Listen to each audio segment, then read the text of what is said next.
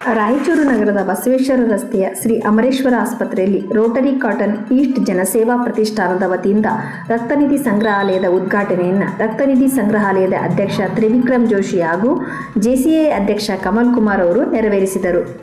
ಅಧ್ಯಕ್ಷ ತ್ರಿವಿಕ್ರಮ್ ಜೋಶಿ ಅವರು ಮಾತನಾಡಿ, ನಗರದಲ್ಲಿ ಒಂದು ರಕ್ತನಿಧಿ ಸಂಗ್ರಹಾಲಯದ ಅವಶ್ಯಕತೆ ಇತ್ತು. ಸಾರ್ವಜನಿಕರ ಆರೋಗ್ಯ ಕಾಪಾಡುವ ದೃಷ್ಟಿಕೋನವನ್ನಿಟ್ಟುಕೊಂಡು ಇಂದು ಅಮರೇಶ್ವರ ಆಸ್ಪತ್ರೆಯ 3ನೇ ಮಹಡಿಯಲ್ಲಿ ಉದ್ಘಾಟನೆಗೊಂಡಿದೆ.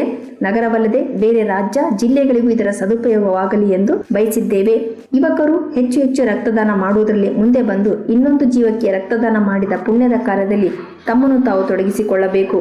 ಸದ್ಯದ ಯಂತ್ರೋಪಕರಣಗಳ ಪ್ರಾಯೋಗಿಕ ಪರೀಕ್ಷೆ ನಡೆದಿದೆ. ಏಪ್ರಿಲ್ ಮೊದಲನೇ ವಾರದಿಂದಲೇ ರಕ್ತದ ಸಂಗ್ರಹಕ್ಕೆ ಚಾಲನೆ ನೀಡಲಾಗುವುದು ಎಂದು ಹೇಳಿದರು. ರಾಯಚೂರು ಜಿಲ್ಲೆಯ ಹಾಗೂ ರಾಯಚೂರು ನಗರದ ನಾಗರಿಕರಿಗೆ ಒಂದು ರಕ್ತನಿಧಿ ಕೇಂದ್ರದ ಅವಶ್ಯಕತೆ ತುಂಬ ಇತ್ತು.